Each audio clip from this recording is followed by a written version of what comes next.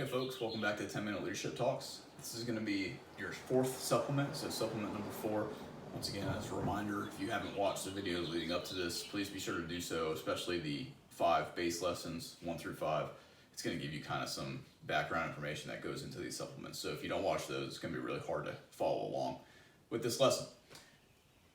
This is going to be the last supplement that I do. This is completing all the questions that I've gotten over the last few weeks, especially with regard to these videos or lessons from previous students that say, hey, these were really good topics. So this is the final one. So after this, it might be a little while after I collect some information before I do another video, but just wanted to keep you informed about that.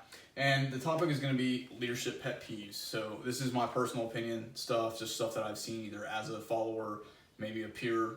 I'm definitely have some flaws myself too, and I'll talk about some of these in here that kind of contradict some of this stuff, but these are just in general some of the things that I've seen that either irk me a little bit or I strongly recommend not doing as a leader. So the first one I'm going to talk about is not setting an example, and this is the absolute worst thing for me. This one absolutely fires me up when you have a leader that says, hey, do this and do that, and then when you look at them, it's not done or they're not complete with it, right? If someone says, hey, I need you to complete this task by this time, and you know that they're assigned the same task, and they haven't done it yet, that really fires me up. So not setting an example is a huge one. Going back to sort of the expectations and some of the introduction video topics as well, I think those days of leadership where you're sort of removed from your team or from your people are sort of over, especially with regard to the availability of technology. So if you're a leader and you're not doing the things that you expect from your people, it's not going to go over well. They're going to have that excuse then of, hey, the leader didn't do it, so why should I have to do it? And that's a really dangerous path to go down. So you have to set the example. That's my number one leadership principle. If you haven't seen them before, go ahead and look up the leadership principles and traits of the Marine Corps. They're applicable to all walks of life. I highly recommend reading those and kind of understanding those, and it'll give you a little bit more insight of, hey, what are some basic principles and traits that I should follow? So set the example at all times. You cannot stoop down to a level beneath what you expect of your people. So anything you expect of them, you should do it too. If you assign them tasks, make sure that you're capable at least of doing them if you haven't already done them yourself. So set the example.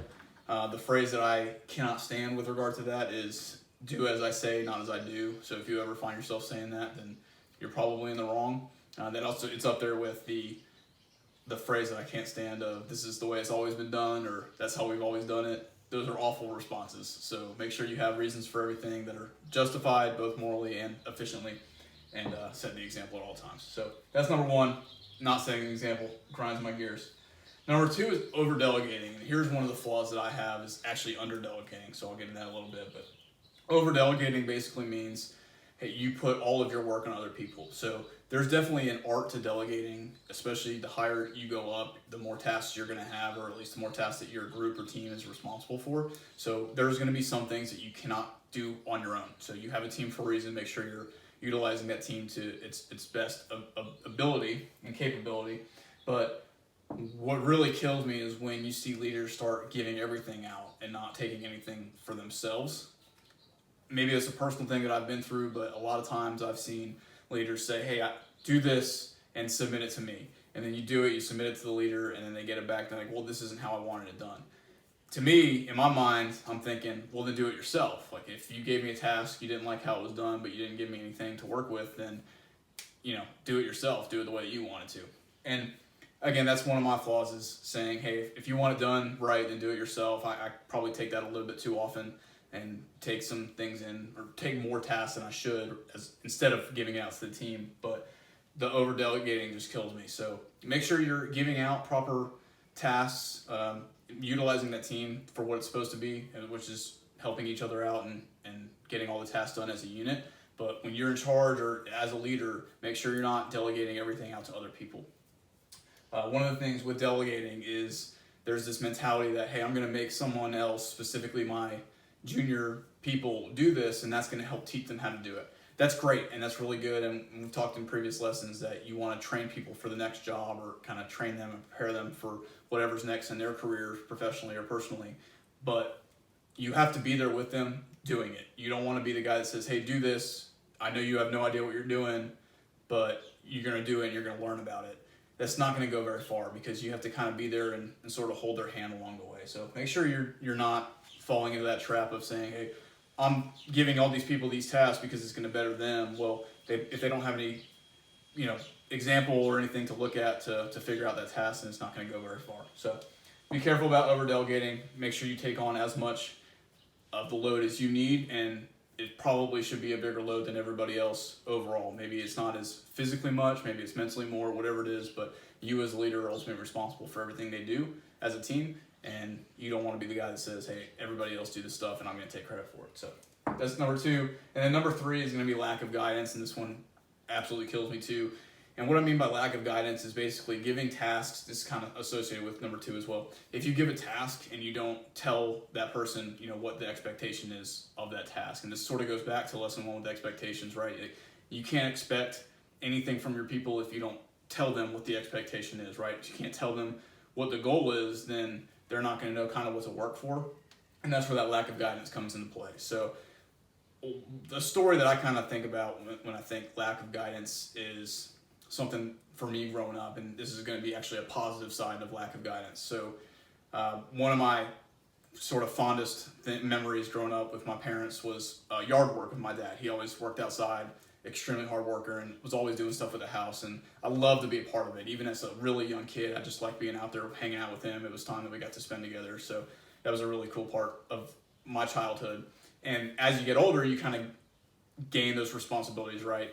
You start mowing the lawn, you start putting bricks down, whatever, put siding up on the house, all those kinds of things. The older you get more responsibilities. And, I distinctly remember as I got older, my dad would kind of show me how it was done, right? So really young, hey, this is how it's done. This is how you mow the lawn. And then as I got a little bit older, he'd say, all right, now you do it, and I'm going to stand right here with you. So he kind of walked me through all the things that I was going to do until I got really comfortable doing it on my own. And eventually, after, however many times it took to get good at the task, then he sort of just stepped back and watched me do it while he hung out and listened to music. So really awesome memories for me, and that was just an example of how it should be done with regard to guidance, right? So, hey, this is what I want you to do. Here's the end state that I want for that task, and here's how you do it. So he showed me. Then he kind of watched me and coached me along the way, and then he kind of took a step back and said, you know what, you've got it, go for it, have fun. And that's how it should go. So the opposite is what my pet peeve is if he were to say, hey, mow the lawn, and just walked away. And I had never seen it mowed before, I had never mowed it with him before, and he just expected it to be perfectly mowed. I had no idea how he wanted it mowed, whatever. And that's just one example. There's a billion out there, but that's one I always think of with regard to guidance. So making sure that you give that proper guidance to your subordinates and that you're giving them that necessary supervision, coaching, mentoring along the way.